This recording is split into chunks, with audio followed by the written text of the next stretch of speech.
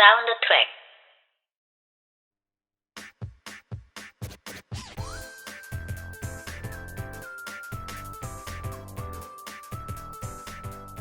안녕하세요. 저는 H고요. 여러분이 듣고 계시는 이 라디오 방송은 사운드 트랙입니다. 자, 제 7회를 맞이하게 되었습니다. 여러분들 어떻게 설 잘 다들 쉬셨는지 모르겠네요. 제가 라디오를 올릴 때쯤이면은 이미 설이 지난 지가 한 2주에서 3주 정도 됐을 무렵일 겁니다. 저번 1월 1일 신년처럼 아주 한참 뒤에 여러분들에게 안부 인사를 건네는 건데요. 그래도 저는 이런 마음가짐이 있어서 꼭 이 점에 대해서 말씀을 드려야 된다고 생각했습니다. 이러니 저러니 해도 설은 한 해의 본격적인 시작점이다. 그리고 그것을 온전히 잘 보냈다면 앞으로 1년을 잘 마무리해 나갈 수 있는 그런 에너지를 여러분들이 충전해 가고 그걸 토대로 한 해의 인생을 계획해 볼 수 있는 그런 마음가짐을 좀 가지게 되지 않겠는가, 이러한 생각이거든요. 물론 설을 잘 보내신 분들도 계실 것이고 잘 보내지 못하신 분들도 분명히 계실 겁니다. 하지만 우리 모두가 어찌 되었던 간에 시작점을 지났다는 것은 부정할 수 없는 사실이거든요. 앞으로 저도 그렇고 이 방송을 들어주시는 여러분들도 그렇고 계획하신 일이 다 잘 풀리고 마무리되었으면 좋겠습니다. 자, 그러면 이제 본격적인 이야기로 들어가야겠죠. 그런데 이거 말씀을 한번 또 드리고 가야 될 것 같네요. 여러분들이 아마 지금 라디오를 들으셔 보면은 제 목소리가 약간 좀 다르다, 이런 생각을 가지실 수도 있을 것 같습니다. 사실은 마이크를 바꿨거든요. 물론 현재 바꾼 장비도 사실 전문적인 장비라고 하기는 너무 좀 초보적인 수준입니다. 그런데 원래 사용하던 장비가 워낙에 저가 마이크를 사용했었기 때문에 나름대로 취미를 좀 더 다채롭게 즐기기 위해서 큰맘 먹고 조금 더 값을 치르고 한번 마이크를 구입해봤네요. 사용하기 편하게 나온 USB 마이크인데 보통 전문적으로 사용하시는 분들은 사실 오디오 인터페이스라던가 콘덴서 마이크 중에서도 뭐 UFO 마이크 이런 것들을 많이 사용하시는 것 같더라고요. 근데 저는 어디까지나 아직은 취미의 영역으로 이 라디오를 진행하고 있는 사람이니까요. 이 정도 장비도 저에게 있어서는 감지덕지 아닌가, 이런 생각을 좀 가지게 됩니다.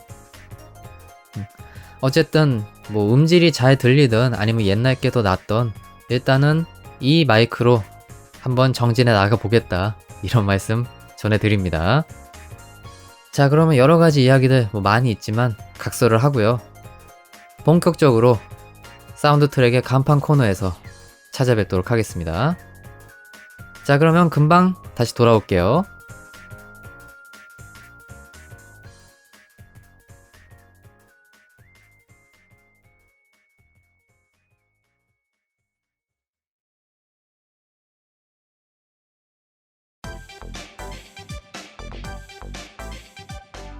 꿀같은 날에는 꿀꿀한 작품 어떠신지요?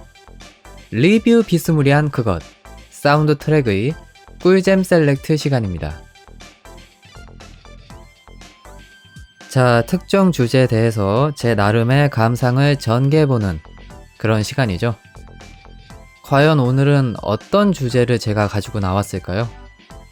사실 저번 회차 마무리에서 간단하게 힌트를 드리긴 했었습니다. 장르적인 힌트를 드렸었죠. 그러면 이제 그때의 힌트를 기반으로 조금 더 보강을 하고 잡다구리한 여러가지 이야기들을 여러분들에게 전달해 드리면서 어떤 주제를 가지고 썰을 풀지 한번 밝혀보는 시간을 가져보겠습니다. 일단 장르는 코믹물입니다. 평소에 일상물을 상당히 사랑하는 제 입장에서 꽤나 도전적인 장르가 아닌가 하는 생각이 듭니다. 물론 이 작품이 일상물적인 느낌도 함께 품고 있긴 해요. 하지만 굳이 장르를 가른다면 순수 코믹물에 더 가깝다, 그러한 말씀을 제가 첨언해 드릴 수 있을 것 같습니다. 자, 다음으로는 이 작품의 분위기에 대해서 대략적으로 설명을 해 드릴게요. 일단 주인공이 거의 치트 캐릭터에 가까운 정도의 수준을 보여줍니다. 모든 능력이나 육체적인 기술, 이런 것들이 정말 초인급이거든요. 그리고 그 하드웨어를 기반으로 여러 가지 기행을 펼칩니다. 근데 여기서 중요한 포인트가 있습니다. 괴상망측한 모습, 기행, 이런 것들을 주인공들이 펼쳐내는데 주변 사람들은 이게 이상한 줄을 몰라요. 아니, 어떻게 이게 이상한 줄 모르지? 오히려 자연스럽게 받아들이고 감탄을 하고 환호를 보내는 이러한 황당한 시츄에이션을 보여주거든요. 그리고 바로 이것이 이 작품의 중심이 되는 웃음 포인트다. 감히 이렇게 제가 정리를 할 수 있을 것 같습니다. 자, 이 정도면은 뭐 대략적인 힌트가 된 것 같아요. 작품의 아주 전반적인 분위기를 제 나름대로 잘 녹여냈다고 생각하는데, 사실 제가 처음 이 작품 봤을 때 느꼈던 감상을 조금 더 직접적으로 말씀드리면은 현곡갱물이다, 이런 생각이 들었거든요. 흔히 이곡갱물이라는 말 많이 쓰잖아요. 이 세계에서 고등학생이 깽판 치는 내용.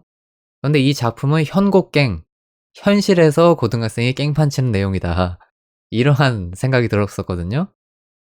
그만큼 주인공 캐릭터가 모든 스토리라던가 설정을 압도하는 캐릭터다. 감히 이렇게 다시 한번 정리를 할 수 있을 것 같습니다. 자, 그러면 힌트는 이 정도면 제가 충분히 말씀을 드린 것 같고요.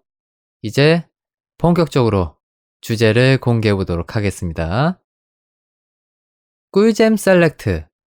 이번 회 주제는 쿨, 쿨러, 쿨리스트. 애니메이션 사카모토입니다만 입니다.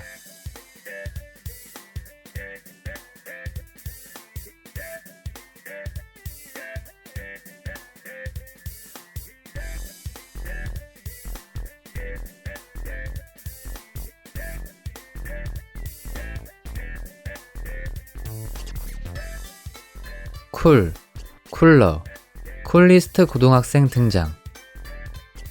이 이야기는 어떤 쿨리스트 고등학생 사카모토의 학교 생활을 그린 것이다.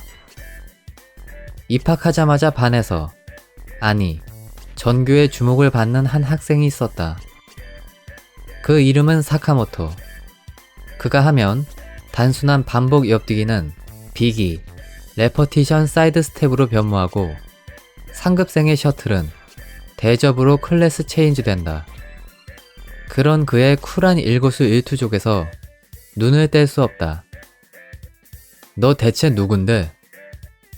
사카모토입니다만.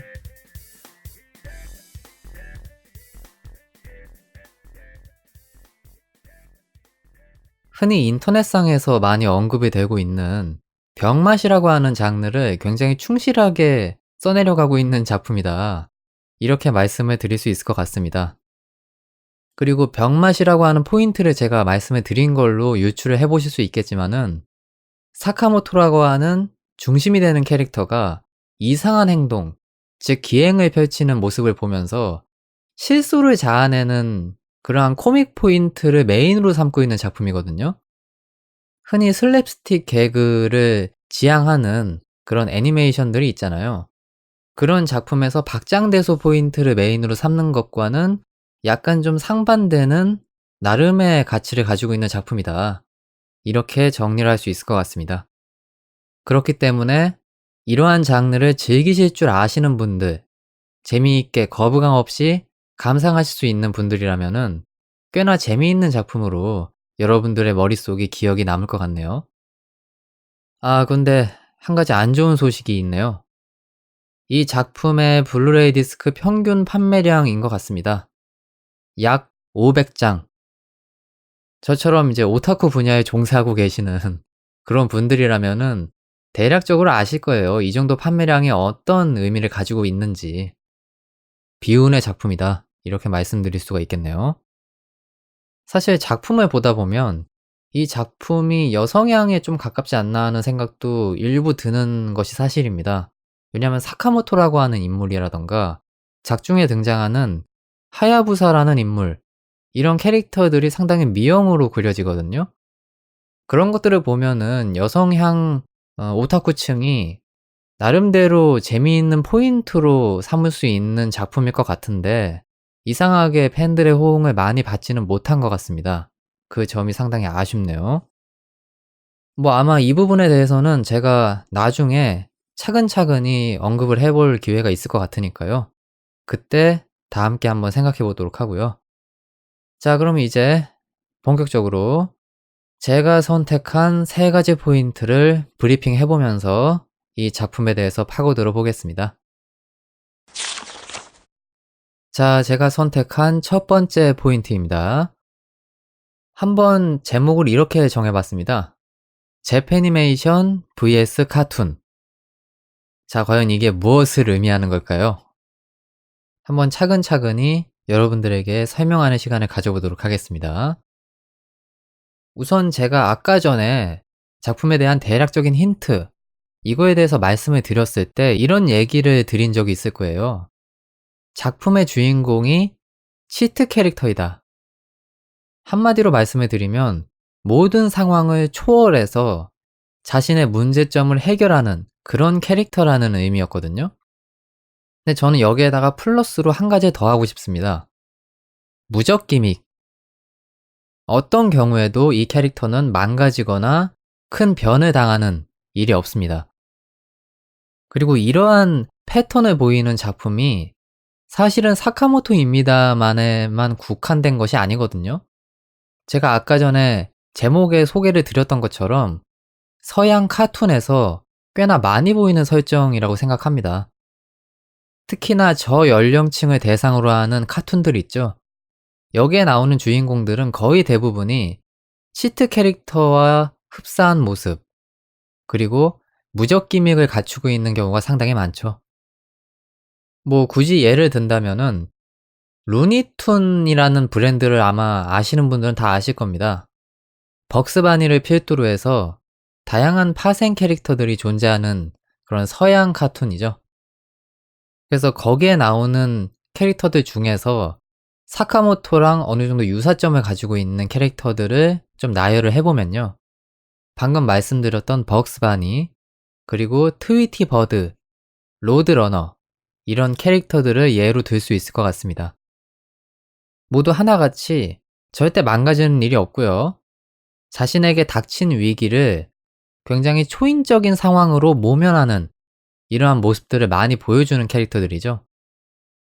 그래서 저는 이 점에서 재패니메이션인 사카모토입니다만과 서양 카툰 일부분에서 유사점을 좀 느꼈다는 말씀을 전해드리는 것입니다.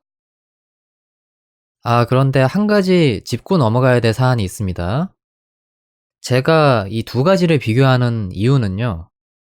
사카모토입니다만이라고 하는 작품이 카툰에서 영향을 받았다는 의미로 절대 말씀드리는 것이 아닙니다.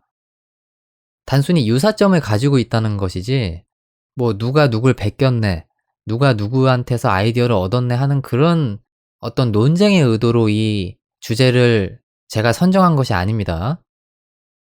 제가 이 포인트를 선택한 이유는요. 유사한 설정을 가지고 있는 두 가지의 애니메이션 장르가 존재하잖아요. 이것들을 교차 비교해보면서 나름의 이점들을 한번 곱씹어보자는 의미로 가져온 것입니다. 그렇게 이해를 해주시면 참 감사할 것 같습니다. 자, 그러면 본격적으로 사카모토입니다만과 1대1로 비교를 해볼 수 있는 그런 유사한 설정을 가진 카툰을 하나 선별해야 될 것 같은데요. 방금 전에 제가 루니툰에 대한 이야기를 여러분들에게 전해드렸잖아요. 근데 루니툰을 선정하진 않을 거고요. 제가 따로 준비해온 작품이 있습니다. 근데 이 작품을 아시는 분들이 계실지는 잘 모르겠습니다. 근데 제 나이 또래라면은 이름은 좀 잘 모르고 생소할 수 있어도 이 캐릭터의 외형을 보고 이 캐릭터가 그 캐릭터였어? 라고 생각을 하실 수는 있을 것 같아요. 자, 그러면 이제 본격적으로 브리핑 해볼게요. 바로 드루피라고 하는 작품인데요. 외형에 대해서 간단하게 말씀을 드리면 의인화가 된 개라고 보시면 됩니다. 흰 색깔 몸통을 가지고 있고 굉장히 졸린 눈을 하고 있는 멍멍이인데요. 여러분들이 잘 알고 계시는 톰과 제리를 만든 제작사에서 만든 파생 캐릭터입니다. 우리나라의 카툰 네트워크에서 이 작품을 방영한 적이 있었고요. 그리고 저와 같은 세대이신 분들은 이 작품을 접해보셨을 텐데 톰과 제리 키즈쇼라고 하는 작품이 있었습니다. 어린 톰과 제리가 나오는 그러한 작품이었는데요. 이 작품에서 단역으로 여러 번 출연을 거쳤던 그런 캐릭터였습니다. 그때 당시에는 이제 드루피의 자식도 같이 등장을 했었는데요. 어쨌든 이런 얘기들은 너무 자질구레하니까 적당히 설명을 하도록 하고요. 한번 이 두 장르를 비교해보면서 재미 포인트를 찾아보도록 합시다. 우선 사카모토와 드루피, 이 두 캐릭터는 어떤 공통점을 가지고 있을까요? 저는 첫 번째로 꼽는 게 외모입니다. 작중의 사카모토는 굉장히 미형의 캐릭터로 그려지고 있죠. 대외적인 외모에 대한 평가도 상당히 높은 것으로 알고 있습니다. 그럼 드루피는 어떨까요? 드루피라고 하는 캐릭터는 사실 겉모습으로 봤을 때 귀엽다고 할 사람은 귀엽게 느끼지만 귀엽지 않다고 하실 만한 분들은 저게 뭐가 귀엽지 하고 생각하실 분들도 계실 거예요. 근데 작중 세계관에서 드루피가 대외적으로 받는 외모에 대한 평가는 대체적으로 귀엽다는 여론이 지배적입니다. 그래서 작중에 등장하는 여성 캐릭터에게 키스를 받거나 하는 모습들도 자주 보이거든요. 그래서 그 점을 미루어 봤을 때 이 두 캐릭터는 작중에서 외모를 괜찮은 대우와 평가로 정리할 수 있을 것 같습니다. 그리고 이제 두 번째 공통점이라고 보는 거는요. 표정 변화가 없다는 점입니다. 작중에 등장하는 사카모토는 대화는 자연스럽게 나누지만 표정에서 감정을 읽기가 거의 불가능하다고 할 수 있을 정도로 얼굴에서 자신의 감정을 드러내는 것을 숨기는 편이거든요. 그리고 드루피도 마찬가지입니다. 표정 변화가 거의 없고 굉장히 무뚝뚝한 말투로 자신의 감정을 살짝살짝 표현하는 정도, 그 정도의 모습을 보여주거든요. 자, 그리고 다음 공통점. 둘 다 동해번쩍하고 서해번쩍하는 그런 치트 캐릭터로서의 풍모를 보여주고 있다. 이러한 말씀 드릴 수 있을 것 같습니다. 일단 사카모토 같은 경우는 3회차에서 이 모습을 아주 본격적으로 보여주는데요. 마루야마라고 하는 일진 캐릭터의 빵 셔틀을 맡게 되는 에피소드였죠. 이때 어떤 장소에 있던 갑자기 등장하고 갑자기 퇴장하고 이러한 모습들을 굉장히 반복해주면서 이 캐릭터가 정말 치트 캐릭터가 맞긴 맞나 보다. 하드웨어가 미친 캐릭터다. 이러한 모습을 보여주는데요. 이런 비현실적인 모습이 재미 포인트로 많은 분들에게 다가왔을 것이라고 생각합니다. 자, 그러면 드루피는 어떨까요? 드루피 같은 경우는 이 장르의 거의 신이라고 해도 과언이 아닐 것 같습니다. 적이랑 대면했을 때 폭탄을 넘겨받는다든지 어딘가에 갇힌다든지 하는 그런 모습들을 많이 보여주거든요. 근데 드루피는 그 맹한 표정으로 어떤 상황이든지 그냥 갑자기 등 뒤에서 갇혀 있다가 나오는 경우도 있고 폭탄 넘겨받았다가 죽을 위기에 처했어도 어느샌가 폭탄이 적한테 가 있습니다. 이런 식으로 절대 망가지는 일이 없는 동해번쩍 서해번쩍의 대표주자라고 할 수 있는 그런 서양 카툰의 캐릭터거든요. 그리고 이 설정이랑 거의 일맥상통하는 또 하나의 포인트인데요. 어떠한 위기 상황이 발생하든 어떠한 시련이 발생하든 면역을 가지고 있다는 점입니다. 방금 제가 말씀드렸던 드루피의 무적 기믹, 동해번쩍 서해번쩍 이것으로 이 내용이 설명이 될 것 같고요. 사카모토 같은 경우는 저는 제 1회에 나왔던 모습이 상당히 카툰에 많이 나오는 패턴이라고 생각을 했었습니다. 예를 들면 처음 등장했을 때 칠판 지우개를 머리에 맞을 위기가 있었잖아요. 이때 당시에도 약간 척하고 잡아버리죠. 그리고 두 번째로 아츠시 패거리가 화장실에 간 사카모토를 골탕 먹일 심산으로 물을 끼얹는 장면이 있는데 어느샌가 없던 우산이 튀어나와서 사카모토는 그 물에 대해서 전혀 피해를 입지 않는 모습을 보여줍니다. 근데 이게 진짜 전형적인 카툰에 많이 나오는 패턴이거든요. 카툰 같은 경우도 갑자기 뭐 전혀 장비가 나올 곳이 없는 데서 쓱 뭔가 장비를 꺼내서 위기를 모면하는 패턴이 굉장히 많이 나옵니다. 그래서 그것들을 보면서 저는 그런 감상을 느꼈고요. 마지막으로 책상. 사카모토가 계속 본인에게 일어난 여러 가지 불미스러운 일들을 자연스럽게 넘기는 것을 보고 약이 오른 아츠시라고 하는 캐릭터가 아예 사카모토의 책상이랑 의자를 밖으로 내던져 버리잖아요. 근데 사카모토는 그냥 그 상황에서 멋있게 창문에 걸터 앉아서 수업을 듣는 모습을 보여주죠. 그러니까 어떠한 경우에도 망가지는 일이 없는 캐릭터다. 그리고 아까 전에도 말씀드렸던 드루피라고 하는 캐릭터도 뭐 아예 같은 맥락이라고 보시면 됩니다. 이러한 공통점들을 가지고 있거든요.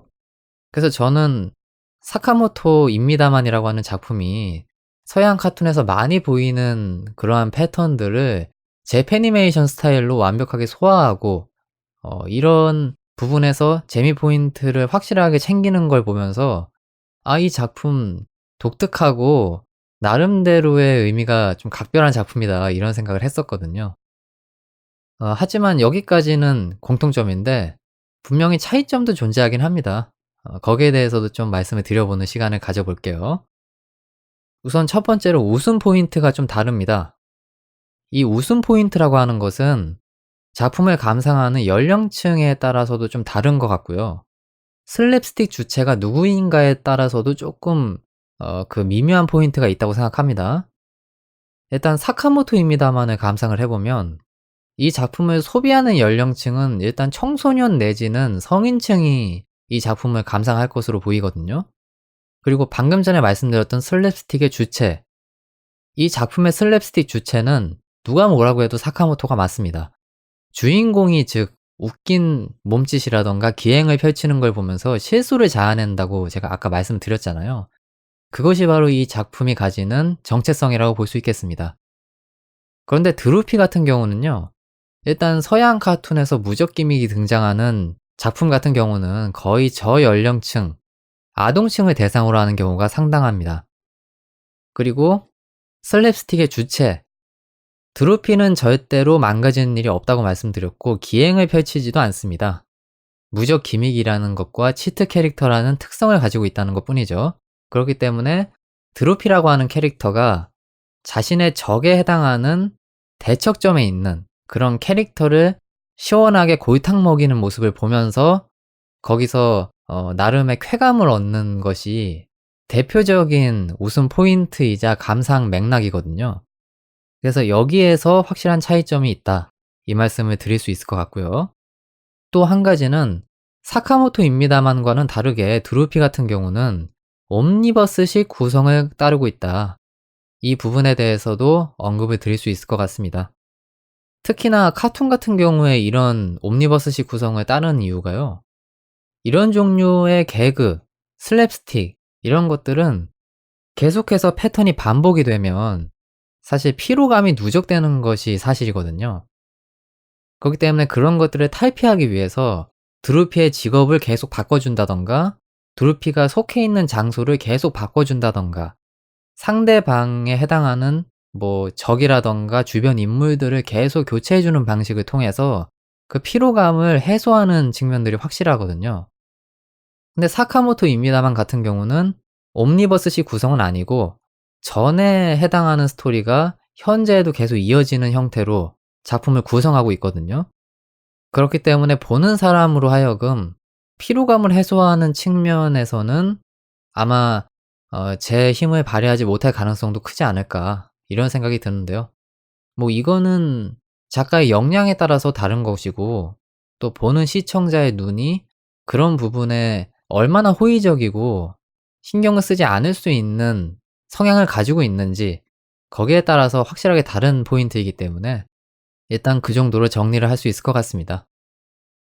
자, 어떻게 재패니메이션과 카툰, 이걸 비교해봤던 시간 괜찮으셨는지 모르겠네요. 저는 사카모토입니다만이 이러한 정체성을 보여주는 것이 상당히 재미있는 포인트라고 생각했기 때문에 한번 이 주제를 들고 나와 봤습니다. 자, 제가 선택한 두 번째 포인트입니다. 사카모토 유니버스. 자, 이러한 주제를 한번 들고 와 봤는데요. 제가 무슨 얘기를 할 것 같은지 한번 예상을 해보시죠.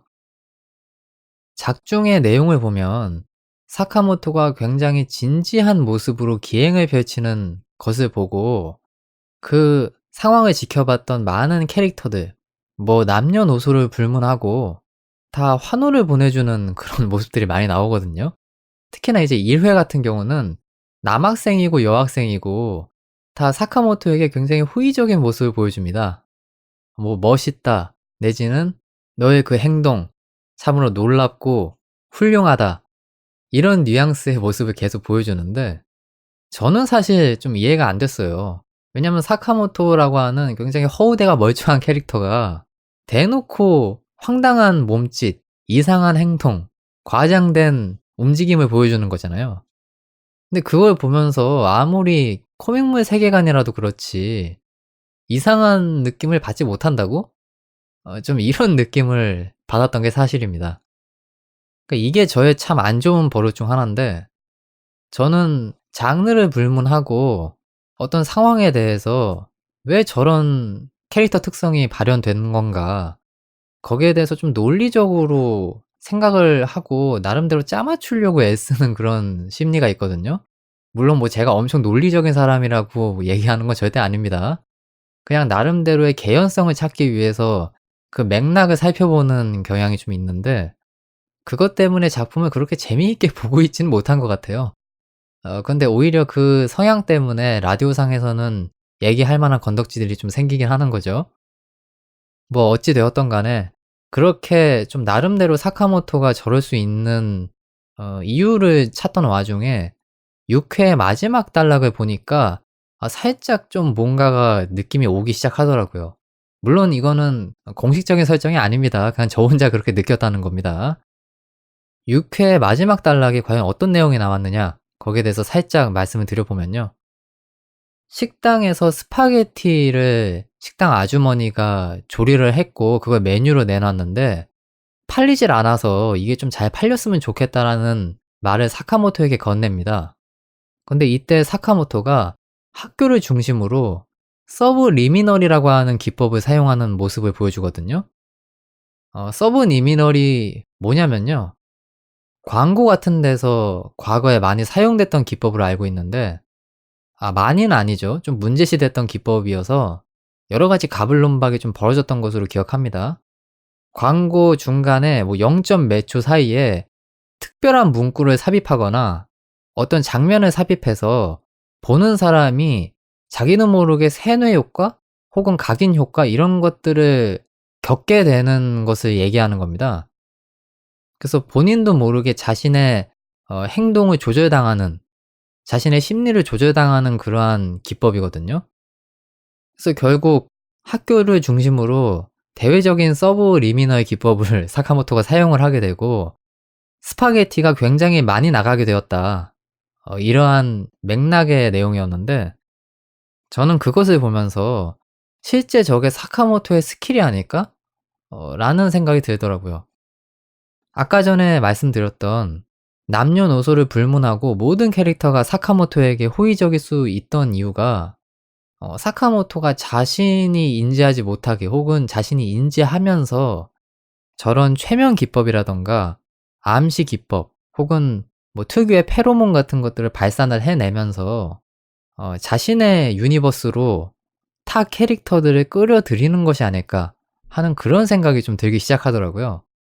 그리고 작품을 보다 보면은 그런 것과 이제 더불어서 같은 맥락이라고도 할 수 있는 게 착각물적인 내용들이 상당히 많이 등장을 합니다. 뭐 예를 들면은 뭐 셀 수 없을 정도로 많이 나오는 건데 1회 같은 경우는 창고였나요? 거기서 이제 불이 나니까 사카모토가 발을 동동 구르면서 이제 특유의 뭐 몸짓을 좀 보여줍니다. 그거를 보면서 아츠시 패거리가 오해를 하거든요. 회오리를 발생시켜서 불을 끄려고 하는 심산이구나. 근데 이게 상식적으로 말이 되지 않는 내용이잖아요. 그런데 그것에 대해서 같이 동조를 하고 같은 행동을 반복을 하는데 실제로는 회오리 일으키고 뭐 이런 거 아니고 바로 아래층에 교무실이 위치해 있었기 때문에 선생님들을 부르기 위해서 소음을 일부러 낸 거였죠. 일단 이 패턴이 하나가 있었고요.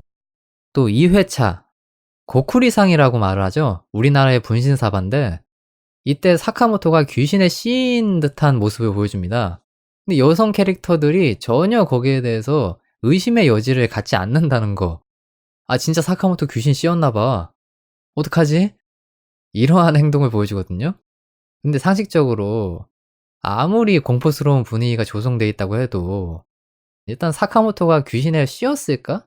거기에 대한 확실한 정보가 갱신되지 않는 한은 거기에 대해서 믿을 수가 없는 거잖아요. 근데 그냥 온전히 사카모토의 그 이상 행동을 그대로 받아주는 걸 보면서 역시나 이거는 좀 암시라던가 최면 혹은 뭐 세뇌, 착각 이런 것들이 좀 가미가 된 거 아닌가. 사카모토가 그러한 기법을 굉장히 노골적으로 사용하는 캐릭터가 아니었을까? 하는 생각을 좀 하게 되더라고요. 뭐 그 밖에도 되게 많습니다. 사회에서 뭐 이제 선생님을 상대로 참새에게 밥을 주기 위해서 이상 행동을 보였던 그런 내용이 있었고, 또 5회에서 번개를 부르기 위해서 손을 높이 올린 것이다. 이렇게 다들 착각을 하고서 굉장히 급박하게 내용이 전개되는, 근데 사실은 택시를 부른 거였다던가. 또 7회 같은 경우는 성인 비디오를 빌려보기 위해서 점원이랑 상대를 하는 사카모토가 펜으로 그린 말도 안 되는 시계를 보면서 타임 이즈 머니? 뭐 이런 식으로 대사를 했던 것 같은데 점장이 또 그걸 보면서 진짜 속아요. 아, 저거 진짜 시계 아니요? 고급 시계 아니요? 이러면서 속고 그냥 사카모토를 보내주는 이런 황당무계하게 짝이 없는 스토리들이 발생을 하는데, 이것들을 기반으로 봤을 때 사카모토는 확실히 자신의 유니버스로 타 캐릭터들을 끌어들이기 위해서 저런 어떤 최면 기법에 가까운 것들을 사용하고 있는 거 아닌가 라는 생각이 좀 들기 시작하더라고요. 뭐 이건 어디까지나 그냥 제 생각일 뿐입니다. 공인된 거 아닙니다. 확실하게 그 부분에 대해서 말씀을 드리고요. 그리고 사카모토라고 하는 캐릭터가 아까 전에는 제가 드루피라고 하는 카툰과 비교를 할 때 외모가 작중 세계관에서 굉장히 뛰어나게 그려진다라고 말씀을 드렸잖아요.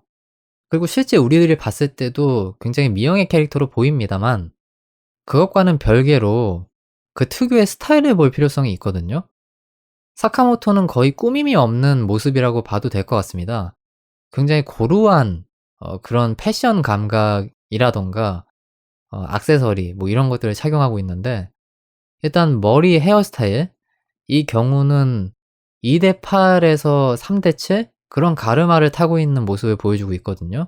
그리고 안경 같은 경우는 알이 굉장히 작고 날렵하게 생긴 뿔테 안경, 이거를 착용하고 있던 것으로 기억합니다. 근데 이게 정말 외모가 뛰어난 사람이 아닌 이상은 좀 그런 경향이 있거든요. 외모 봉인구. 그래서 과연 사카모토를 처음 봤을 때 이 캐릭터가 '아우 정말 잘생겼네.'라는 생각이 먼저 들 것인가, 여기에 대해서는 저는 조금 회의적이거든요. 왜냐면은 대체적으로 뭐 저런 바른 생활 사나이 같은 모습을 좋아하시는 분들이 많이 계시겠지만은 외모적인 존재감을 주기에는 조금 미묘한 것이 사실이거든요.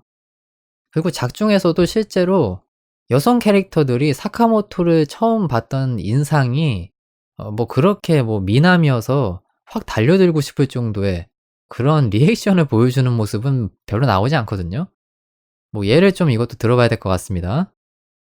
우선 9회 때 사카모토를 처음 봤던 에피소드를 풀어놓는 3명의 여성 캐릭터에 관한 이야기들이 있었는데요. 이때도 보면 여성 캐릭터들이 처음 봤을 때는 사카모토의 미모에 대해서 그렇게 호응을 하는 모습들이 많이 나오진 않았습니다. 물론 상황이 상황이었기 때문에 사카모토의 외형보다는 아무래도 사카모토의 행동이 먼저 눈에 들어왔고 그 부분에서 좀 호감이 떨어지는 그런 느낌들이 있었을 수는 있는데, 어찌 되었든 간에 사카모토를 한눈에 보자마자 잘생겼고 반하겠다라는 느낌으로 다가오는 것은 아니었습니다.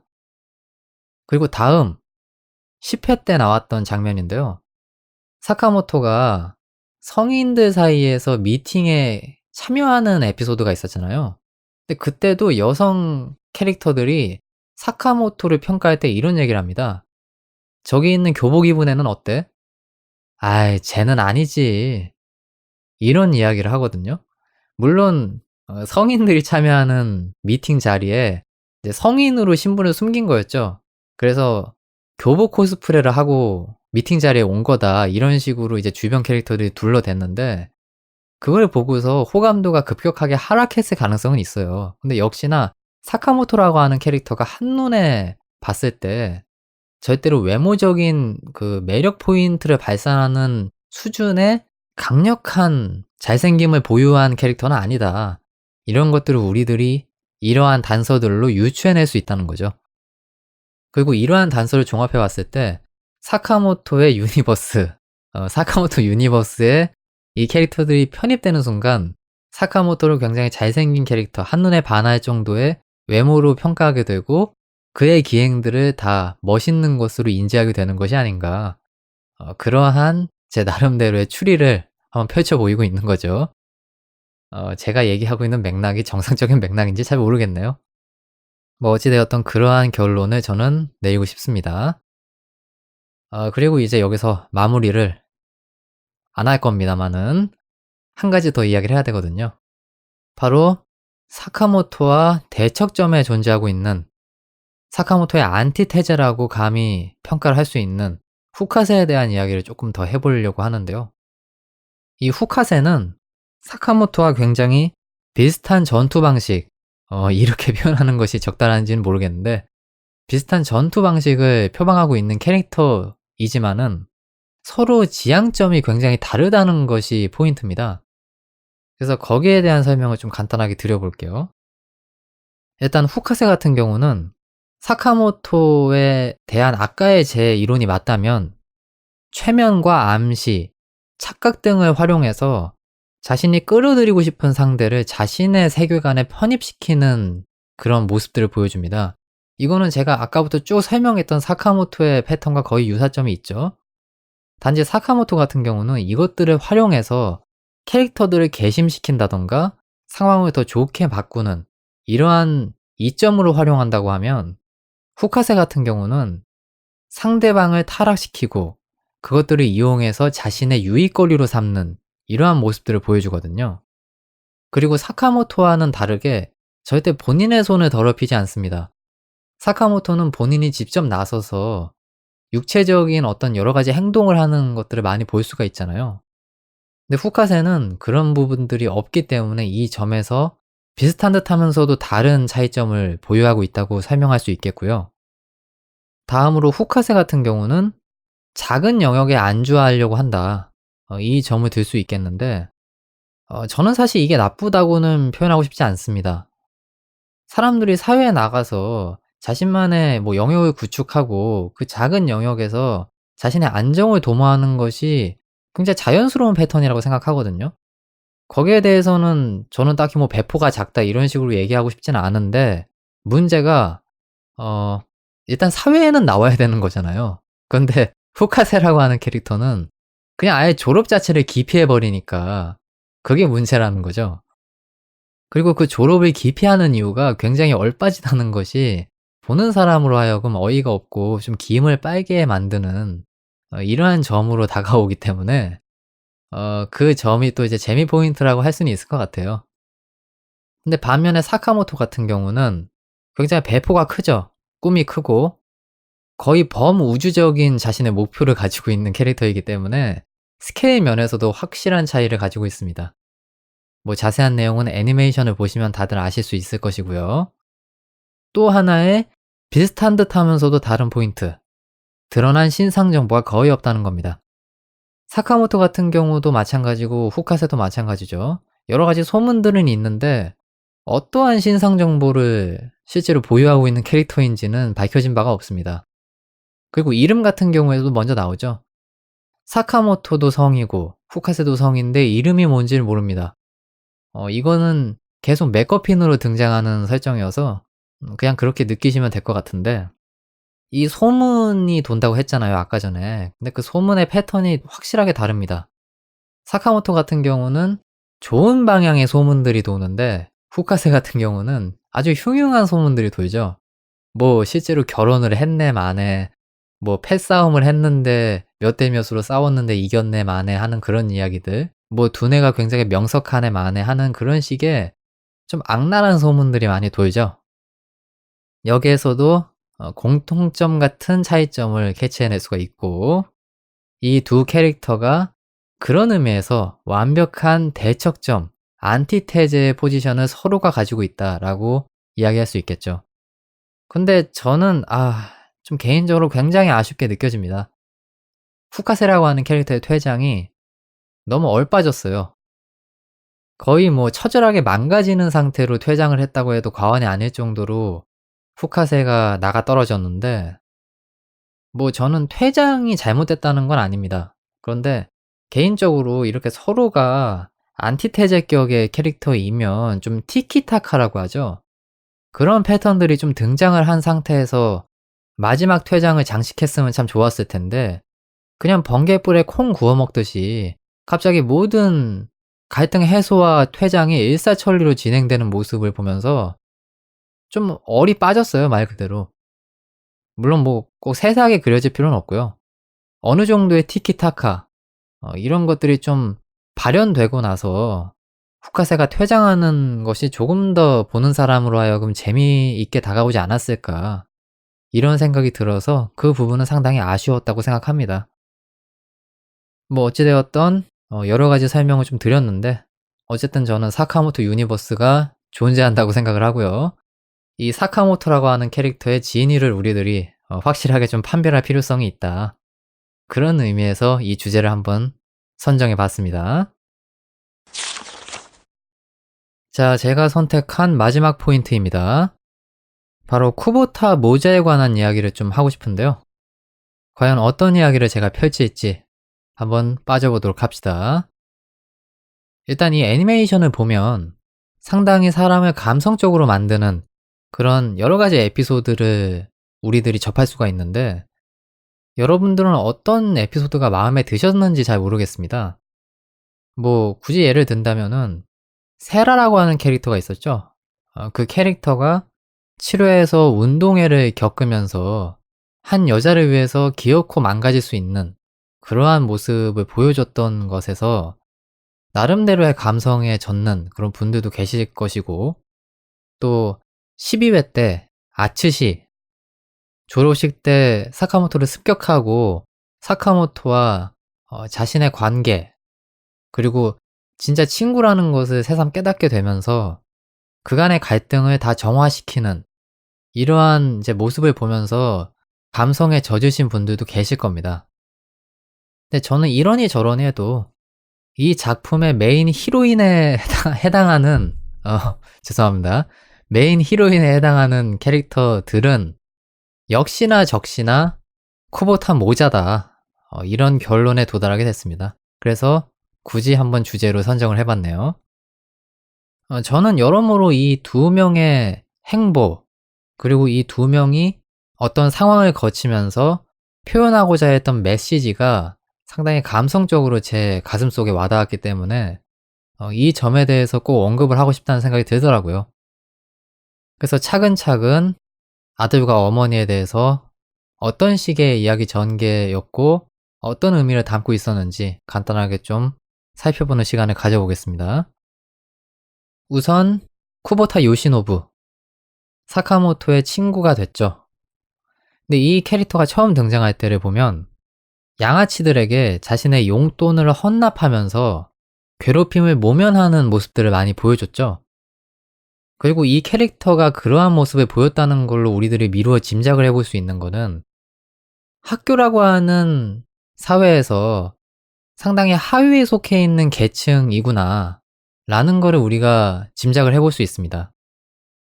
여러분들도 학교 생활을 다 해보셨을 걸로 생각을 하기 때문에 이 점이 많이 와닿으실 거라고 생각을 하는데, 사실 이러니 저러니 해도요, 학교에는 계층이 존재합니다.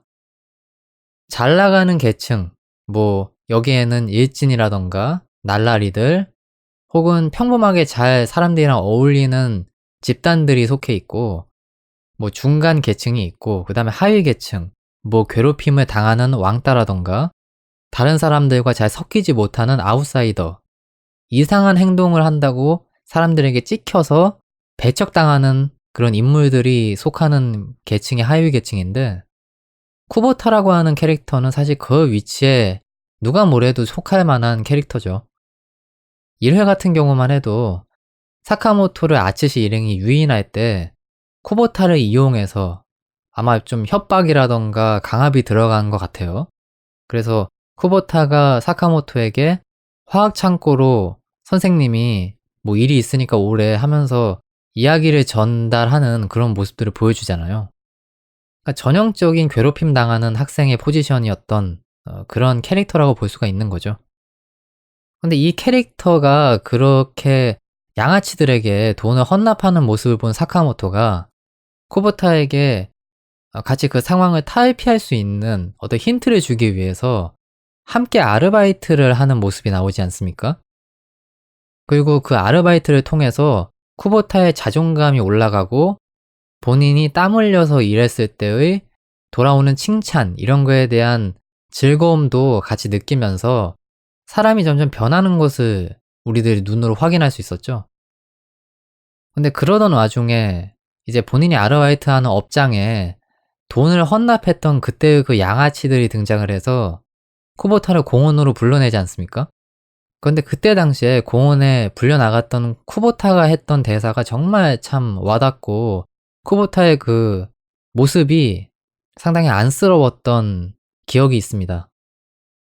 그때 당시에 뭐 이런 대사를 했던 것 같아요. 처음에는 어머니에게 거짓말을 해서 돈을 타내고 그 돈을 양아치들한테 헌납을 했었는데, 본인이 일을 해보고 땀 흘려서 번 돈이잖아요.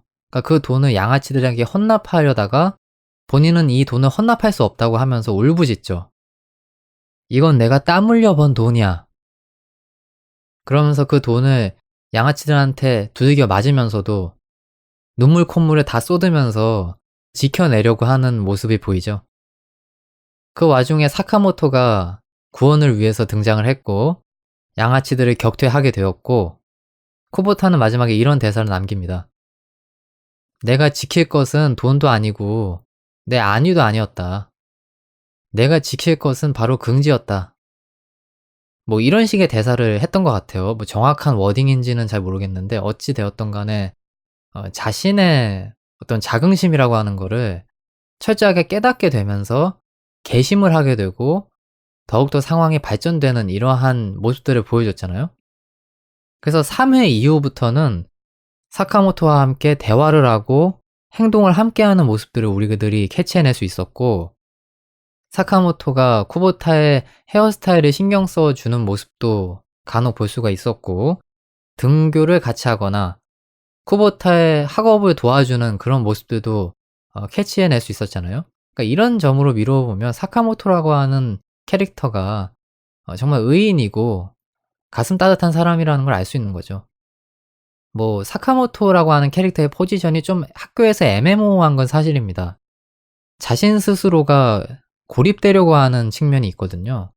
굳이 다른 사람에게 먼저 손을 내밀면서 어울리려고 하지 않는 캐릭터이기 때문에, 사실 어찌 되었든 간에 학교 생활을 해보면 하위 계층인 캐릭터들과 이러한 다양한 활동을 한다는 것이 쉽지 않은 거거든요. 왜냐면 그러한 행동을 한다는 것 때문에 본인이 다른 사람들한테 찍혀서 자신도 하위 계층으로 내려갈까봐 두려워하는 사람들이 많습니다. 그리고 그게 대외적인 병폐 중 하나죠. 혹시나 제가 왜 이런 이야기를 하는지 좀 궁금하신 분들은 제가 목소리의 형태에 대해서 언급을 한 라디오 회차가 있잖아요. 그거를 좀 들어보시면은 아마 제가 왜 이런 식으로 이야기를 하는지 아실 겁니다. 뭐 어찌되었든 다시 돌아와서 사카모토와 그렇게 어울리고 하는 과정들, 거의 뭐 베프의 포지션이라고 봐도 무방하다고 봅니다. 그리고 그와 동시에 쿠보타라고 하는 캐릭터가 다른 반 학생들과 또 자연스럽게 얽히는 모습들을 보여주거든요. 본인도 거기에 대해서 두려움을 느끼지 않는 모습도 많이 보여주고요. 예를 들면 세라와 헤어스타일에 대한 이야기를 하는 장면이 나온다던가, 또 여성 반장 캐릭터와 상담을 해주는 이러한 모습들도 볼 수가 있었고, 양아치 패거리인 아츠시와 친구들, 이 캐릭터들이 도서관에 찾아와서 쿠보타에게 사카모토가 어디인지 물어봤을 때도 정말 자연스럽게 대화를 나누더라고요. 처음에 아츠시한테 뭔가 강압을 당해서 사카모토를 쭈글쭈글한 모습으로 불러냈던 것과는 굉장히 대조적으로 정말 자연스럽게 무르르듯이 대사를 남기는 것을 보면서 아, 이 캐릭터가 확실히 변모하긴 했구나. 이런 인상을 받을 수 있었습니다. 아마 대외적으로 가장 성장이 두드러지게 표현되는 캐릭터가 아닌가 싶어요. 그래서 저는 이 작품의 히로인으로, 적절한 표현인가요? 히로인으로 쿠보타를 먼저 선정을 하고 싶고요. 그 다음이 바로 쿠보타의 엄마입니다. 자, 쿠보타 엄마는 사실 처음 등장했을 때는 너무 위험한 설정 아닌가? 이런 생각이 들었었거든요. 왜냐면 아들의 친구를 사랑한다는 그런 포지션인 거잖아요. 근데 이게 사회의 관념상 통용이 될 수 없는 포지션인데 그 소재 자체가 너무 충격적이고 또 쿠보타 엄마가 사카모토에게 사랑을 갈구하면서 하는 행동들, 사카모토를 찾아다니는 그런 행동들이 너무 소름 끼치고 공포스럽게 묘사가 돼가지고 아 이거 좀 위험하다. 철컹철컹의 좀 느낌이 온다. 그런 생각이 들더라고요. 예를 들어서 성을 반전시켰다고 생각해보면은 이거는 뭐 용서가 될 수 없는 거거든요. 정말 소름 끼치기 짝이 없는 설정인데 뭐 어찌 되었던 간에 여성이 남성을 사랑한다라고 하는 그러한 스토리 구성이었기 때문에 조금은 그래도 거부감이 덜 하지 않았나 이런 생각이 들긴 합니다. 근데 뭐 어찌 되었던 이러한 설정이었다, 위험하다 이런 얘기를 계속 해왔지만은 사실 안타까웠던 것도 사실입니다. 사카모토가 TV 속의 환상으로 취급되게 되면서 정말 안타까워하는 그런 모습을 우리들이 볼 수가 있었고 그 뒤에 사카모토가 사실은 현실에도 존재한다는 거를 다시 한번 인지하게 되면서 아들로 변장을 해서 학교에서 사카모토와 대면하는 그런 모습들을 보이잖아요. 근데 이때도 보면은 이제는 사랑할 수 없는 사이라는 거는 이 캐릭터가 인지를 한 것 같아요. 그 이후로.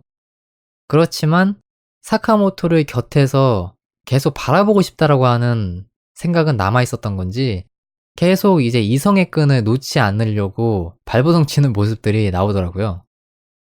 나는 단순히 사카모토랑 그냥 친구면 된다.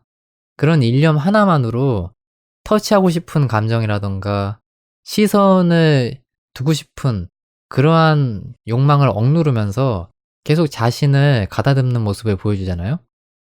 근데 그러던 와중에 어떤 특수한 상황을 거치면서 본인이 깨닫게 되죠. 아, 그래, 나는 사실 엄마였다. 근데 그 내용이 상당히 감성적으로 다가오게 구성이 되어 있더라고요. 과거에 쿠보타를 길러왔던 그 여러 가지 장면들이 회상 형태로 나오면서 이 캐릭터가 한 사람의 여성임과 동시에 한 가정과 한 아이의 어머니라는 거를 좀 각인시키는 내용이어서 상당히 사람을 감성적으로 만드는 그런 내용이더라고요. 그리고 결국 이제 본인이 사카모토와 한자리에서 공존할 수 없다는 사실을 깨닫게 되는 순간이 오면서 사카모토에게 이런 이야기를 하고 퇴장을 합니다. 앞으로도 나랑 친하게 지내자. 근데 사실 이게 쿠보타로 변장한 상태에서 이야기를 한 내용이잖아요.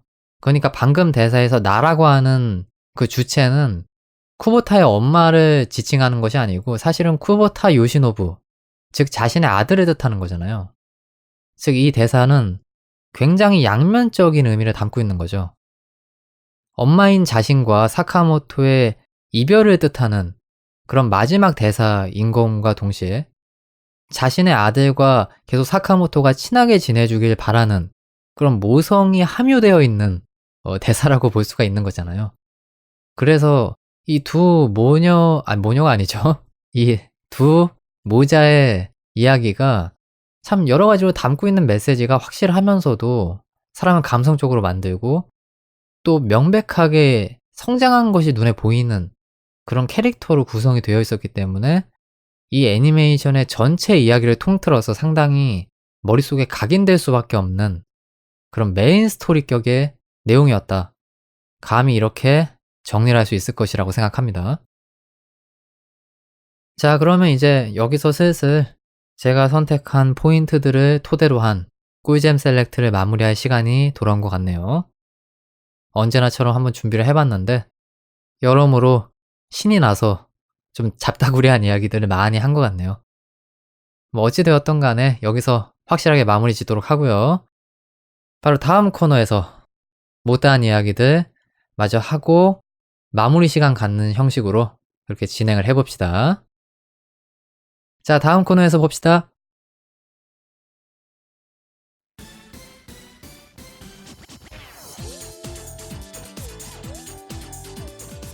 잼없는 날에는 잼잼한 펀치 어떠신지요? 비판 비스무리한 그것 사운드 트랙의 노잼 셀렉트 시간입니다. 대외적인 비판 여론을 탐구해보는 시간입니다. 자, 사카모토입니다만 이 작품 아까 전에 꿀잼 셀렉트에서 여러가지 이야기 했는데 재미있게 잘 들으셨는지, 언제나 라디오라고 하는 거는 녹음할 때마다 좀 불안한 게 사실입니다. 제가 이야기를 제대로 하고 있는 건지 여러분들이 어떻게 들으셨을지 항상 궁금할 수밖에 없는 게 사실이거든요. 본론으로 다시 돌아오도록 하겠습니다. 자, 이제 노잼 셀렉트에 돌입을 했으니까 이 작품에 대한 여론 어떤 식이었는지 살짝 좀 브리핑을 해보는 시간을 가져봐야 될 것 같은데요. 일단 제가 이 작품의 웹서핑을 해본 결과 많은 분들의 시선을 관찰하니까 이런 결론을 좀 도달하게 되더라고요. 사카모토입니다만이라고 하는 작품은 아는 사람만 찾아가는 맛집의 기운이 좀 물씬 풍긴다. 이런 식으로 말씀을 드릴 수 있을 것 같습니다. 제가 왜 이렇게 이야기를 하냐면 아무래도 코믹물이라고 하는 장르는 호불호가 상당히 갈리는 그런 애니메이션 쪽이잖아요. 그러다 보니까 소모하는 층만 적극적으로 찾아서 소모하는 그런 경향이 좀 두드러지는 것 같고요. 좀 보편적인 시각을 많이 접할 수 있는 기회는 상대적으로 적었던 것 같습니다. 하지만 한 가지 제가 재미있게 생각하는 포인트는 이러니 저러니 해도 이 사카모토입니다만의 대체적인 평판은 호평이 많았습니다. 비판이 적었다는 거죠. 그래서 제가 아까 전에 예로 말씀을 드렸을 때 맛집이라고 표현을 했던 건데요. 완성도가 어느 정도 충족이 되어 있는 작품일수록 비판은 적고 호평이 많은 것이 사실이죠.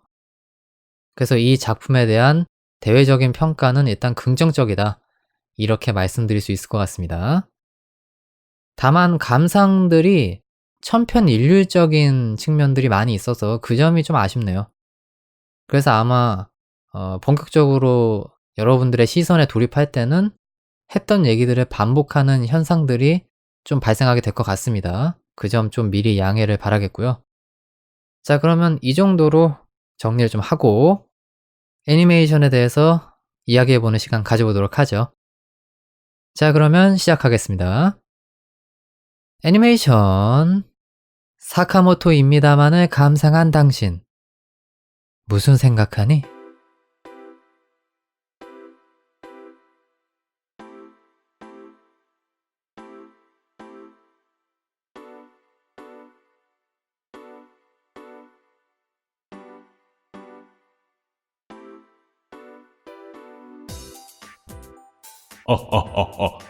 왜 망했니?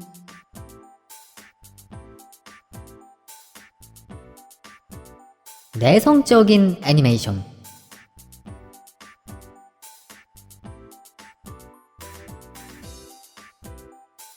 박수 칠 때 떠나버렸다.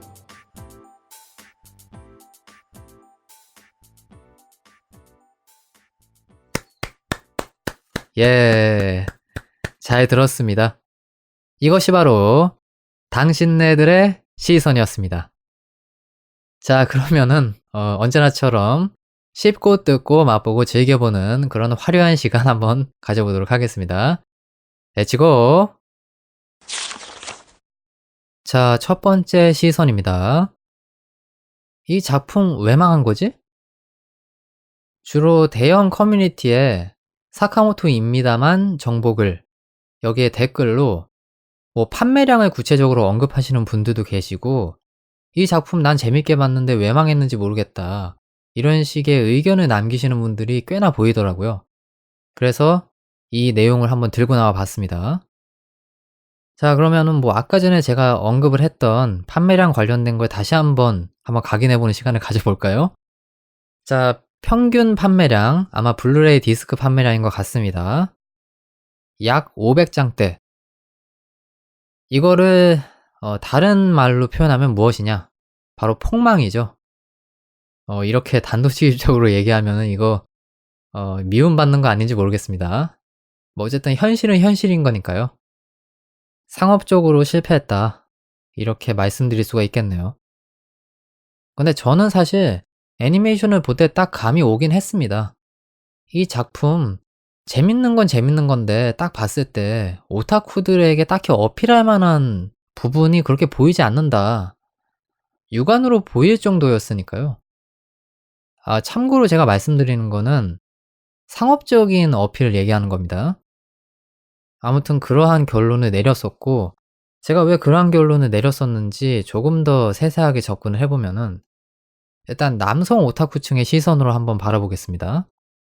제가 남성이니까 이 부분은 대체적으로 정확한 포인트로 말씀드릴 수 있을 것 같은데, 가장 중요한 포인트는 모의 요소가 전무하다, 이 점인 거죠.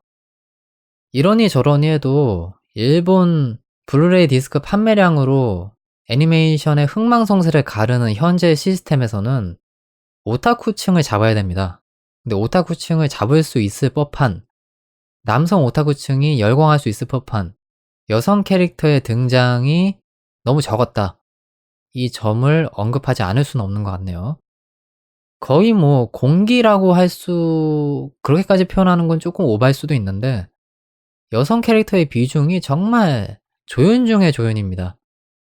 그러다 보니까 남자 오타쿠층이 그렇게 즐겁게 이 작품을 바라볼 만한 여지들이 적을 수밖에 없는 거죠.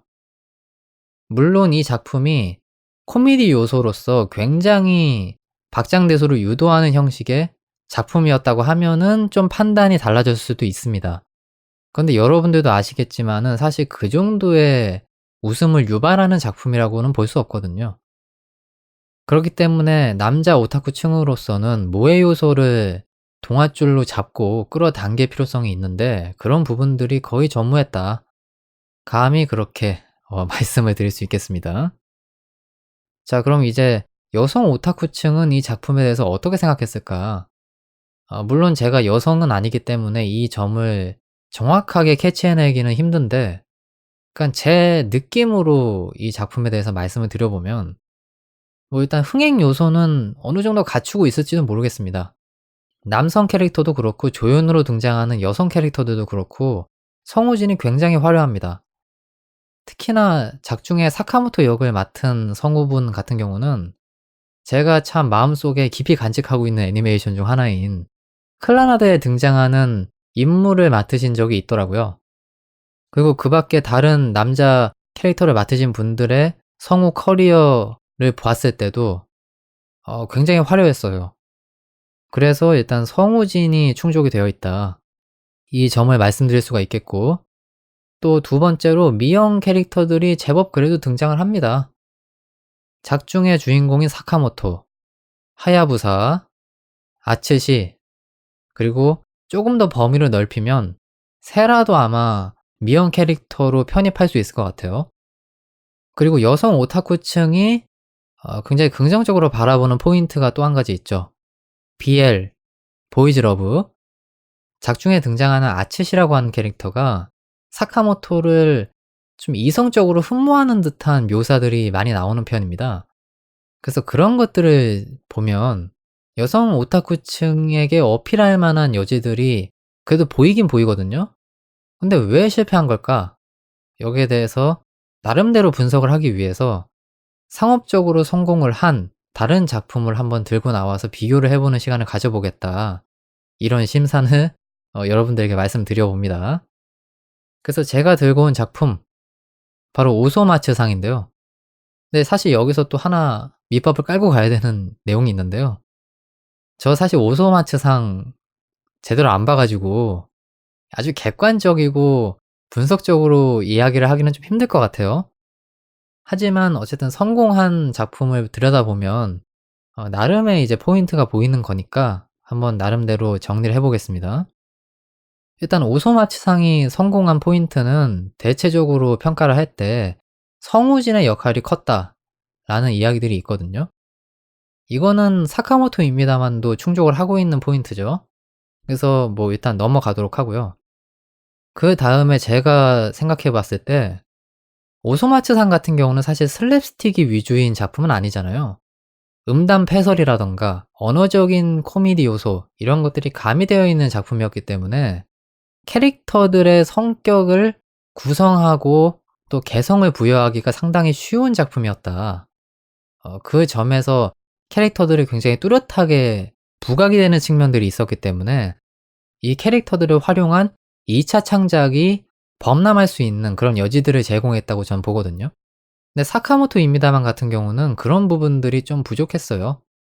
사카모토를 제외한 다른 주조연 캐릭터들의 어떤 성격이라던가 이런 개성을 부여한 과정이 상당히 좀 부족했다. 저는 적어도 이렇게 생각을 하고 있습니다. 그리고 오소마츠상의 흥행 포인트 또 한 가지는 그림체라고 생각하거든요. 이 이야기를 들었을 때 좀 이상하게 생각하시는 분들이 계실 거예요. 아니, 그림체가 성공 포인트면은 잘 그려야지 그게 성공 포인트지. 오소마츠상 그거 봐봐봐. 그거 옛날 한 7, 80년대 애니메이션 거기 나오는 만화 그림체 아니야? 우리나라로 따지면은 뭐 팔방이? 약간 이런 느낌의 그림체인데 그게 무슨 성공 포인트니? 이런 식으로 이야기를 하실 분들도 분명 계시겠죠. 근데 저는 어떻게 생각을 했냐면요. 오히려 그 그림체 덕분에 동인적인 측면에서, 동인계에서 재해석을 할 수 있는 여지들이 생겼다. 이렇게 생각을 하거든요. 실제로 오소마츠상 동인 작품이라던가 혹은 픽시부의 그림들, 팬아트들 이런 것들을 찾아보시는 분들은 아시겠지만은 절대 원작의 그림체로 그려지지 않습니다. 미형 캐릭터로 완벽하게 재해석이 돼서 한마디로 말해서 모해화가 돼서 그려지거든요. 이것이 바로 성공 포인트라는 거죠. 팬들이 2차 창작으로 마음껏 이 캐릭터들을 갖고 놀 수 있는 환경이었다. 그것이 바로 이 작품의 매력 포인트이자 성공 포인트다. 저는 이렇게 생각을 하는 거죠. 그런데 사카모토입니다만 같은 경우는 그 부분을 1대1로 비교해 봤을 때 못 미치는 부분들이 상당히 많습니다. 일단 개그 스타일이 제가 봤을 때는 걸림돌이 될 수도 있었다는 생각이 들어요. 왜냐면 사카모토가 워낙에 기행을 펼치고 이상한 행동을 하는 캐릭터이기 때문에 보는 여성 시청자들 입장에서는 저 캐릭터가 잘생기긴 했지만 좀 깬다라는 느낌을 받을 수도 있다고 저는 생각을 하거든요. 그 점에서 일단 매력 포인트가 깎였을 수가 있고, 그 다음에 아까 전에 얘기했던 것처럼 다른 캐릭터들에게 좀 고루 개성이 부여될 수 있는 여지들이 제공이 됐었어야 됐는데 너무 사카모토 원맨쇼, 사카모토가 절대 존엄에 가까운 그런 애니메이션 포지션이었다. 이런 것 때문에 사카모토만 부각이 되고 다른 주조연 캐릭터들이 상대적으로 묻히는 그런 효과가 발생을 했기 때문에 이 작품에 대한 여성 시청층의 호응이 좀 상대적으로 적어질 수밖에 없었던 것이 아닌가, 이런 생각이 좀 들더라고요. 물론 뭐 동인계의 시선으로 이 작품을 봤을 때 절대 뭐 안 될 건 없을 겁니다. 팬아트 그리려면 그릴 수 있는 거고 뭐 동인지 제작하려면 제작할 수 있는 거고 할 텐데 중요한 포인트는 그거죠. 굳이 사카모토입니다만을 동인계에서 재해석해서 제작을 할 만한 그런 여지들이 별로 없었다. 왜냐면 미형 캐릭터가 등장한다는 걸 기준으로 했을 때는 사실 다른 데서 잘생긴 캐릭터 찾기가 더 쉽거든요. 오히려 개성적이고 잘생긴 캐릭터 찾기. 뭐 예를 들면은 여성 시청층이 재미나게 보는 작품으로 프리가 있잖아요, 일단. 큐애니의 수영 애니메이션. 그것만 해도 캐릭터들이 다 미용으로 잘 그려져 있고 몸매도 훌륭하고 또 캐릭터의 개성이라던가 성격 이런 것들이 굉장히 외모적으로나 혹은 언행으로나 상당히 잘 버무려져 있기 때문에 거기에서 소모를 하는 사람들이 많겠죠. 그래서 그런 것들을 종합해 봤을 때 사카모토의 상업적인 성공할 수 있는 그런 포인트들 이런 것들은 좀 많이 적었던 것이 사실이다. 이런 결론에 도달할 수밖에 없다고 전 봅니다. 뭐 아쉽다고 생각하진 않습니다. 그런데 좀 노골적인 작품 형태를 띄었으면은 오히려 좀 매력이 반감됐을 것 같아요. 그래서 그냥 이런 형식으로 하나의 마스터피스로 자리매김하는 것이 더 어찌 보면은 이 애니메이션에게 더 좋은 것이 아닌가 하는 생각이 들기도 합니다. 자, 여러분들이 선택한 두 번째 시선입니다. 제가 제목에 내성적인 애니메이션이라고 아까 전에 브리핑을 했는데요. 이게 무슨 의미냐면 사카모토 입니다만이라고 하는 작품의 개그 스타일, 코미디 스타일이 상대적으로 비교해 봤을 때 내성이 생기기 쉬운 그런 작품 형태다. 이러한 의미로 언급을 하시는 분들이 상당히 많더라고요. 주로 블로그 글 같은 데서 이 작품은 동일한 패턴이 계속해서 갱신되는 형태의 작품이기 때문에 개그에 익숙해질 수 있는 그런 가능성들이 농후하다. 이러한 의견을 남겨주시는 분들이 있었습니다. 그래서 이거를 한번 들고 나와 봤어요.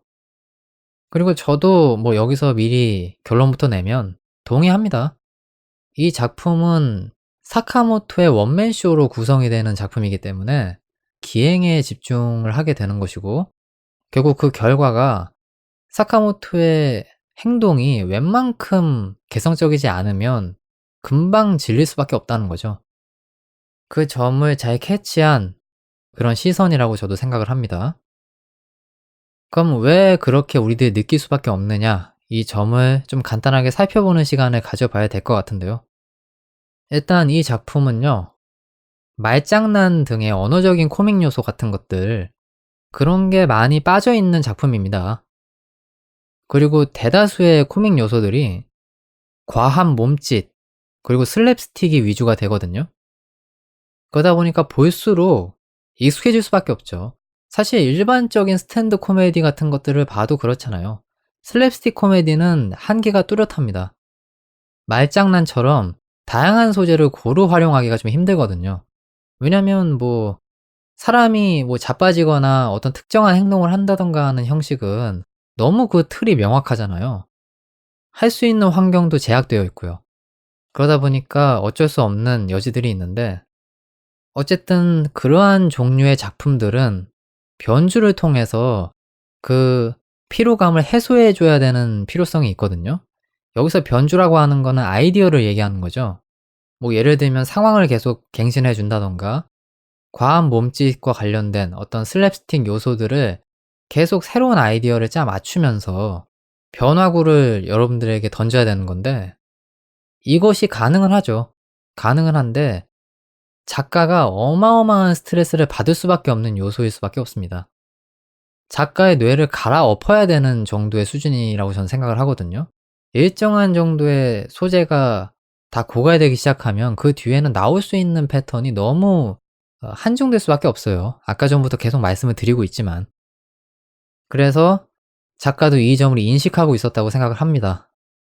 그렇기 때문에 이 작품이 오래 가지 못한 것이 아닌가 라는 생각도 드는데 뭐 비난하고자 이런 얘기를 하는 건 아니고요. 사카모토입니다만이라고 하는 작품이 가지는 어떤 한계점에 대해서 제가 생각하는 있는 그대로의 생각을 말씀드려 보는 겁니다. 그러면은 좀 다른 작품과 또 비교해 보는 시간을 한번 가져보려고 하는데요. 슬랩스틱 개그의 레전드라고 할 수 있는 작품이 뭐가 있을까요?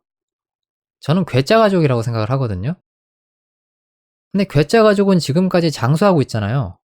그럼 거기에 대해서 우리들이 좀 태클을 걸어볼 수 있을 것 같은데 그럼 괴짜가족은 어떻게 슬랩스틱 포지션으로 저렇게 장수를 할 수 있었을까? 이 점에 대해서 좀 걸고 넘어지는 시간을 가져보겠습니다. 사실 괴짜가족을 초창기부터 보셨던 분들은 다들 재미있는 포인트라고 생각하는 소재가 있을 텐데 저는 이소룡 소재가 되게 좋았거든요. 근데 이소룡 소재 너무 재미있는데 작가가 남발을 하지 못합니다. 근데 그럴 수밖에 없죠. 사실 잘 팔리려면 이소룡 소재만으로 만화책을 하나 구성하는 게 나을 거예요. 근데 그런 슬랩스틱은 아까 얘기했듯이 한계가 뚜렷하거든요. 나올 수 있는 소재도 너무 한정적이고. 그래서 작가가 그 소재를 자주 사용하지 못하는 겁니다. 그리고 이 작품을 보면은 여러분들도 아시겠지만 사카모토 입니다만처럼 사카모토 한 명의 카리스마로 끌어나가는 작품이 아니거든요. 굉장히 다양한 캐릭터들이 등장합니다. 그리고 계속해서 신캐릭터들이 갱신되고 있는 작품이고요. 저는 이것이 변주의 가장 기본이라고 생각합니다. 신캐릭터들로 익숙함을 탈피하는 형식의 그런 개그들이 계속 나와야지만 이 작품의 신선함을 계속 유지할 수가 있는 거거든요. 그리고 최근 들어서 이 괴짜가족이라고 하는 작품의 평판을 보면 과거에 과격한 슬립스틱 위주였던 그 내용들보다는 많이 순화가 되어서 언어적인 이야기들도 상당히 많이 나온다. 이런 이야기들을 전해 들었거든요. 물론 전 최근 괴짜가족은 잘 안 봐서 모르겠지만 그렇기 때문에 제가 내리는 결론은요. 순수 슬랩스틱 혹은 사카모토입니다처럼 기행을 펼치는 그런 병맛 장르 같은 경우는 내성이 생기기가 너무도 쉬울 수밖에 없고 한계가 명확하기 때문에 그 점을 작가의 역량으로 탈피해야 되고 탈피가 되지 않을 시에는 작가가 아주 대국적인 결정을 내릴 수밖에 없을 것이다. 그러한 의견에 동조합니다. 자, 마지막 시선입니다. 이 작품 박수 칠 때 잘 떠났다. 이러한 의견이었는데요. 여러분들도 아시다시피 이 작품 원작 만화 총 4권으로 완결이 났고요. 애니메이션 같은 경우는 1쿨 12회로 완결이 났습니다. 이 두 작품에 대한 대중의 평가는요. 대체적으로 완성도가 높았다. 그리고 기승전결이 깔끔했다. 즉, 짧고 굵게 유종의 미를 거두었다는 그런 의견들이 많았다는 거죠. 그리고 저도 이 의견에 어느 정도 동조를 하는 편입니다. 뭐 완결의 방식이 아주 훌륭했냐라고 되물으면 거기에 대해서는 좀 여러 가지로 할 말이 있을지 몰라도 이 작가 내지는 애니메이션 제작진이 본인들이 깔끔하게 떠나야 할 때를 정확하게 파악하고 있다는 것쯤은 확실하게 동조할 수 있다. 이러한 생각이거든요. 그래서 거기에 대한 이야기들을 좀 해보고 이 시간 마무리 지어볼까 합니다.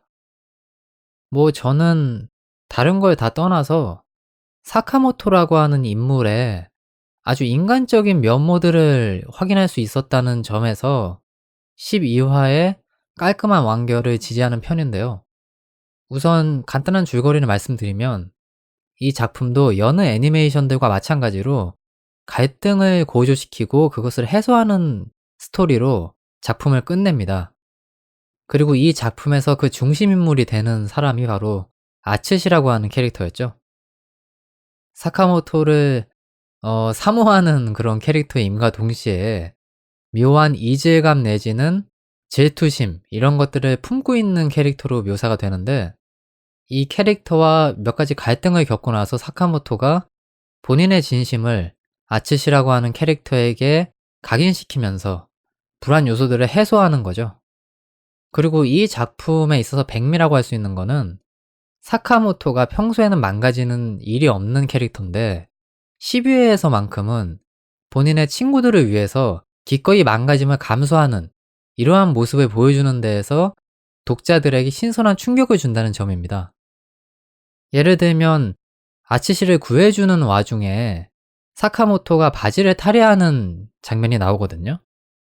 뭐 이 작품에 익숙한 사람들은 사카모토가 본인 스타일의 개그를 한 번 더 발휘한 것이다 이렇게 생각할 수도 있겠지만은 저의 입장에서 이 작품의 그 전개를 봤을 때는 이건 사카모토가 망가짐을 감수하면서 아츠시를 구해준 것에 가깝다. 기본적으로 사카모토라고 하는 인물은 미를 중요시하는 모습들을 많이 보여줍니다.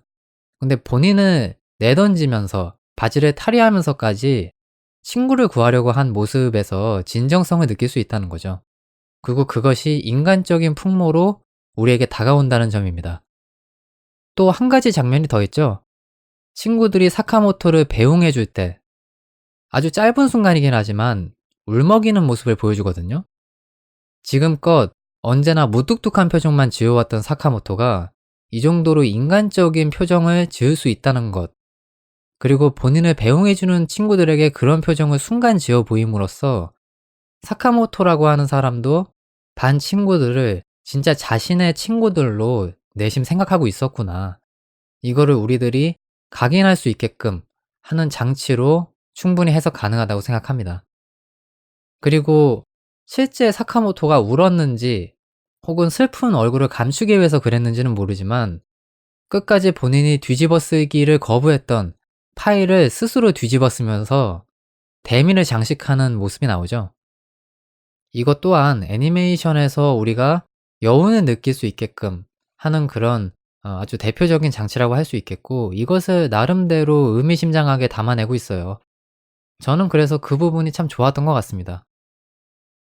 근데 이거는 사실 다른 분들의 생각이 어떨지는 잘 모르겠는데 아주 개인적인 의견인 거거든요.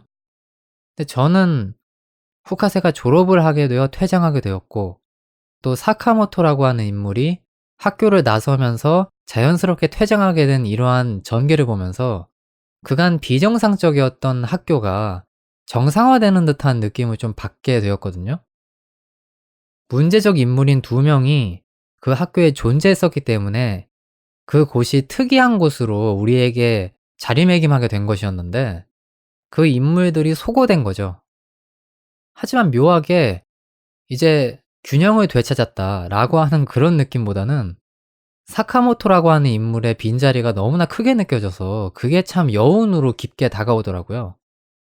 그래서 그것을 작가가 의도한 건지는 잘 모르겠지만 저와 같은 시청자의 입장에서 그 쓸쓸한 학교, 그 내용물을 바라보게 되면은 역시 이 작품의 주인, 즉 마스터는 역시나 사카모토가 맞았구나.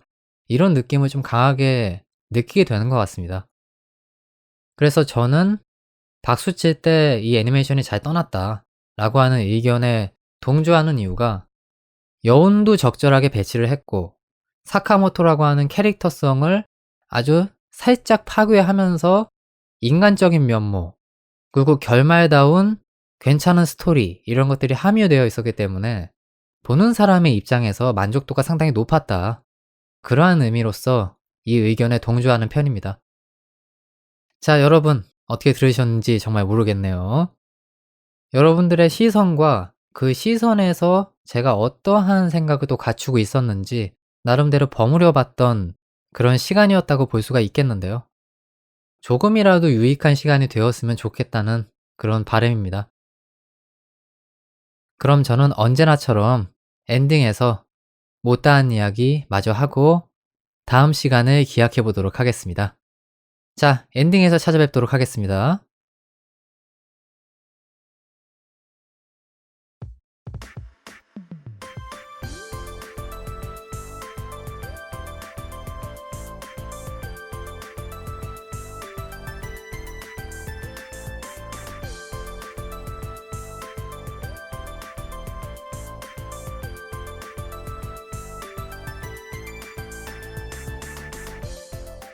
자, 여러분 라디오 재미있게 잘 들으셨나요? 이제 엔딩입니다. 오늘도 참 정신없이 달린 것 같습니다. 사실 사카모토입니다라는 주제를 가지고 오늘 찾아뵀을 때 내심 좀 걱정이 되는 부분이 있었습니다. 왜냐면은 제가 코믹물에 대한 이해가 그렇게 많진 않았기 때문에 그 점을 얼마만큼 여러분들에게 괜찮게 전달해 드릴 수 있을 것이냐, 이 부분을 상당히 신경 쓸 수밖에 없었거든요. 특히나 제가 일본의 코믹물 3대장으로 평가를 받는 이나중 타쿠부라던가 멋지다 마사루, 괴짜가족, 이 세 가지 작품 중에서 괴짜가족 말고는 딱히 본 게 없었거든요. 그러다 보니까 더욱더 제가 다룰 수 있는 이야기의 범위가 줄어들 수밖에 없고 다채롭게 여러분들에게 뭔가 전달해드리기는 힘들 것 같다라는 생각을 했었는데, 그래도 나름대로 제가 할 수 있는 역량을 총 발휘해서 괜찮은 이야기들을 많이 그래도 나불된 것 같아서 뭐 만족스럽습니다. 앞으로 기회가 되면은 코믹물을 좀 공부를 하고 여러분들에게 다채롭게 전달해 드릴 수 있는 그런 스킬을 발휘할 수 있는 정도까지는 올라서 해야겠다, 이런 생각이 좀 하게 되네요. 뭐 어찌되었던 지금까지 들어주신 분들 정말 감사하게 생각합니다. 앞으로도 계속 지켜봐 주세요. 자, 그러면 언제나처럼 다음 회차에서는 어떤 장르를 들고 나올 것이냐, 거기에 대한 간단한 힌트 정도 드리고 마무리를 하겠습니다. 근데 뭐 사실 별로 얘기할 건덕지는 없네요. 제 버릇 아시죠? 퐁당퐁당 일상물 봤다가 다른 장르 봤다가 일상물 봤다가 다른 장르 봤다가, 요새 계속 라디오상에서 이러한 패턴을 고수하고 있는데 아마 다음 회차는 그런 의미에서 일상물을 감상하게 될 것 같습니다. 준비해놓은 작품이 있는데 이 작품 또 재미나게 한번 훑어보면서 여러분들에게 어떠한 이야기를 해드리면 좋을지 고심해보는 그런 시간을 가져봐야 되겠네요. 자, 그러면은 이제 슬슬 라디오 마무리하고 여러분들도 편안한 하루 되시고 저도 편안한 하루 되도록 하겠습니다. 자, 그럼 좋은 하루 보내세요. 지금까지 사운드 트랙이었습니다.